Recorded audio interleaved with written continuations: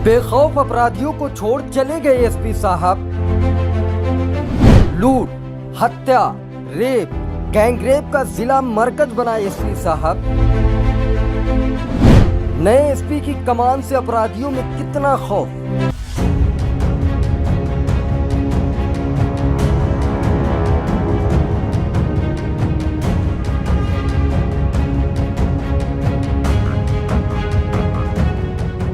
मत पूछिए संत कबीर नगर का हाल और ना ही पूछिए यहाँ की कानून व्यवस्था के बारे में।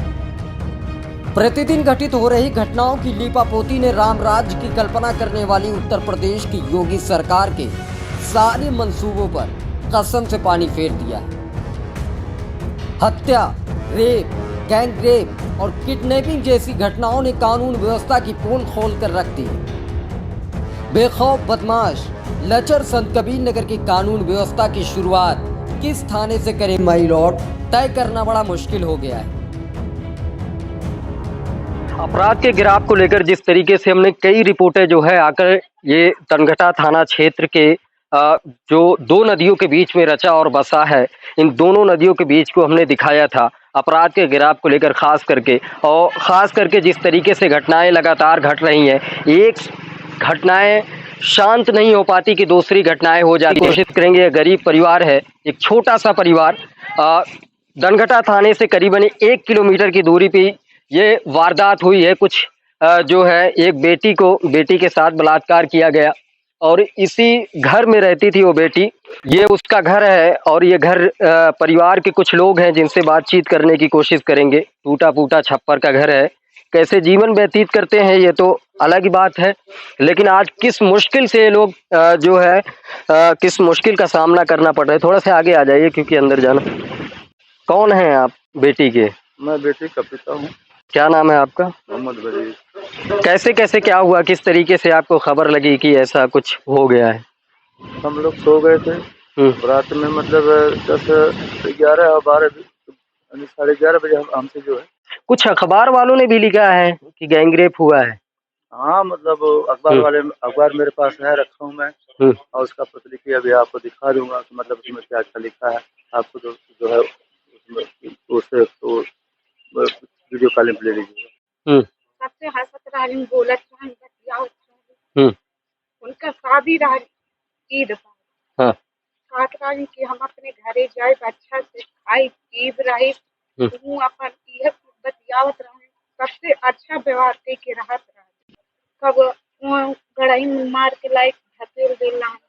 एक और बात है जो लगातार जो है दबी जबान से कही जाती है कि ये बलात्कार नहीं था बल्कि गैंगरेप किया गया। ऐसे में जो रिपोर्ट आपने दी थी वो रिपोर्ट तो बलात्कार की, जब आपने क्या लिखित रिपोर्ट जो आपने दी है वो एक लोगों के नाम से दी है। एसपी साहब से इस चीज के बारे में पूछा गया तो वो कह रहे हैं कि जैसा उन्होंने कहा है उसी हिसाब से रिपोर्ट में जो है। सर एक आदमी का नाम है, जब लड़की मतलब दी बयान उसके बाद भी हो सके, लेकिन उसके पहले डॉक्टर के आने के पहले जो मुझसे लड़की ने कहा था मेरी, ये वो मतलब जा रही दुनिया छोड़ करके, अब मुझको पानी पिला दो और उसके बाद डॉक्टर को बुलाइए, आप जो बयान दे रहा हूँ। इन दरिंदों को जो है मत बख्शना, मेरा रूह जो है आपको बख्शेगा नहीं कभी। खैर, ये रही तनघटा थाने की वारदात जो रेप और गैंगरेप में उलझकर ठंडी हो गई। आइए अब हम आपको अन्य थाने की घटनाओं से भी रूबरू करवा देते हैं। मेहतावल थाने में आने वाले एक 8 वर्षीय नाबालिग किशन की फिरौती न देने की वजह से सर धज से अलग कर दिया गया। बखीरा थाना क्षेत्र के कौड़िया ईंट भट्टे के पास टीन शेड में 55 वर्षीय एक अधेड़ का शव मिला। शहर कोतवाली क्षेत्र के तितौआ मोहल्ले से अज्ञात मोटरसाइकिल लुटेरों ने विनोद जायसवाल नामक व्यक्ति से 2,85,000 रुपए लूट कर फरार हो गए। महुली थाना क्षेत्र के ग्राम गिटनी में पारिवारिक विवाद के चलते एक कलयुगी बेटे ने अपने ही पिता की हत्या कर दी। हालांकि इसी थाने के अंतर्गत इसी सप्ताह एक नाबालिग बेटी से गैंगरेप की वारदात की खबर सभी को हिला चुकी थी।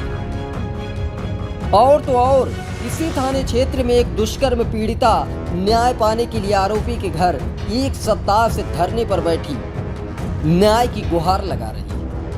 यहाँ पर बेटी को लाकर फेंक दिया गया था और वो बेटी का घर है करीबन जो है 20 मीटर की दूरी पर है और ये उसी जगह पे लाकर छोड़ दिया गया था। कैसे जानकारी मिली थी उसके बाद आपको? हमारा भतीजा हुआ घर के सामने वाले नहीं दिखाई दे रहा है। हाँ तो वही भतीजा आया जो है यहाँ पेशाब कर रहा था, तो वो देखा। हाँ उसके बाद तो आया, तब फिर पहचाना, उसके बाद तो हम पुल जाकर हाँ बनाया। उसके बाद हम लोगों ने उठा कर ले गया, पूरा मोहल्ला इकट्ठा हो गया, क्या हुआ क्या हुआ।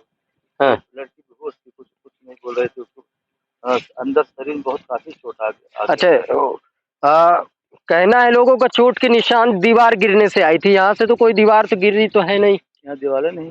हाँ यहाँ पे तो कोई दीवार नहीं दिख रही है। एक घटना है, कोई दीवार नहीं है। हाँ बड़े साहब कल बोले हमको शाम को केबिन में अपने डॉक्टर के सामने हाँ कि दीवार गिर गई है। एक कहावत आपने सुनी होगी, चोर को कभी सांप नहीं काटता है। ऐसे ही कहावत को जब और थोड़ा विस्तार देते हैं, चाहे ऐसी घटनाएं करने वाले जो जिस तरीके से यहाँ घटनाएं होती हैं और ऐसे समय दीवार का गिर जाना, किस तरीके का बयान जारी होता है। ये देखिए एक कहानी जिसे कहते कहानी बनाई जाती है, सेम उसी तरह घटना क्या होती है और दीवार कहाँ गिरी, अभी तक ये नहीं पता चला दीवार गिरी कहाँ है। एक जांच तो इस पे भी होना चाहिए, दीवार कैसे गिरी तो बिल्कुल ये जांच का पूरा विषय है। दीवार गिरी तो गिरी कहाँ, जहाँ लड़की फेंकी गई वहाँ पर कोई दीवार कोई ईंट नहीं गिरा हुआ है कि जैसे कि दीवार की चोट दीवार वहाँ गिर गई, या इनके घर पे कोई ऐसा कुछ नहीं है कि जो दीवार गिर जाए। एक जांच की विषय है कि दीवार गिरी तो गिरी कहाँ और लड़की दबी तो दबी कहाँ। ये थाना अध्यक्ष का ऐसे शब्दों में बयान आता है और ऐसी दुर्घटनाओं पे घोर निंदा ऐसी दुर्घटनाओं पे किया जाना चाहिए कि ऐसे शब्दों पे बयान आता है कि दीवार गिर गई। हालांकि ये बात जो कह रहा था वो दरिंदा कह रहा था कि दीवार गिरने की, लेकिन वही बात अगर कोई दोहरा रहा है तो उनके अनुसार थाना अध्यक्ष दोहरा रहे हैं। लेकिन दोहरा तो रहे हैं, लेकिन ये साफ जाहिर होता है कि 302 किस बेसिस पे लगा। अगर दीवार गिरने से उसकी मौत हुई तो 302 कैसे लगा दिए। टाइम की घटनाएं एक हफ्ते के अंदर करीब 3-4 रेप गैंग रेप हुए, हत्या हुए, और यहाँ पुलिस ऐसे चकमा दे करके जो अपराध करता है मोहल्ले में एक गैंगरेप हुआ, उसमें पुलिस चकमा दे करके जो मेन आरोपी है उससे गिरफ्तार न करके किसी दूसरे को गिरफ्तार करके जेल भेज दिया। लगातार जब हम लोग इस जिले को कवरेज कर रहे थे तो इसी दौरान जब लोगों को पता चला कि हमारी टीम इस जिले पे आई हुई है कवरेज करने के लिए, तो लगातार हमारे पास ऐसे भी फोन आ रहे हैं जो ये कह रहे हैं कि निर्दोष को भी कटघरे में ले जाकर खड़ा कर दिया गया। खैर हम वो भी जानने की कोशिश करेंगे और उन निर्देशों के पास तक जाने की कोशिश करेंगे, उनके परिवार वालों से भी मिलेंगे कि उनका व्यवहार कैसा था, क्या वाकई में वो लोग ऐसे गलत काम को अंजाम दिए हैं या नहीं दिए हैं, और पुलिस की वो रवैया को भी समझने की कोशिश करेंगे कि किस तरीके से फंसाने की कोशिश की गई है। बिल्कुल यह एक जांच का विषय है, और जो एक कहानी बना करके लोग निर्दोष को जेल भेज देते हैं, यह काफी लोकतंत्र की हत्या है। खैर कानून व्यवस्था को लेकर संत कबीर नगर में जिस तरीके से वारदातें घट रही है लगातार, चाहे बच्चे की हत्या की बात हो या दनघटा थाने में इस तरीके की दुष्कर्म की बात हो या मोहल्ली थाने में दुष्कर्म की बात हो, कोई ऐसा थाना नहीं है जहां पे कोई ना कोई घटनाएं इस सप्ताह ना घटित हो गई हो। और शायद यही वजह रही कि कल रात एसपी साहब को यहाँ से अलग जिलों के लिए ट्रांसफर कर दिया गया। यह हाल है दनघटा थाना, पखीरा थाना, मैदावल थाना, शहर कोतवाली और मोहल्ली थाने का। वहीं बिलहर और धर्म सिन्हा और दुधारा थाना भी हमेशा लूट और हत्या की सुर्खियां अपने नाम करता रहा है। वो अगली रिपोर्ट में हम दिखा देंगे।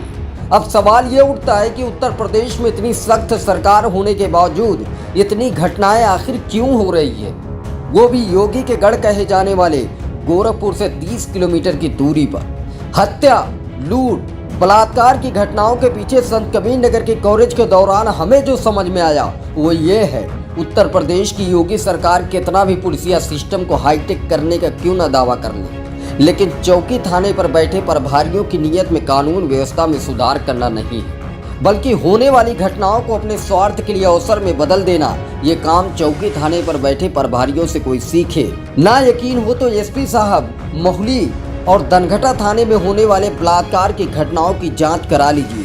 जो आम आदमी के दबी जबान से खुलकर सामने नहीं आ पा रही है। यही वजह है एसपी के फेरबदल के बाद भी घटनाएं थमने का नाम नहीं ले रही है, क्योंकि कानून का खौफ अपराधियों से निकल गया है। खबर आप तक के लिए शोएब गाजी की रिपोर्ट।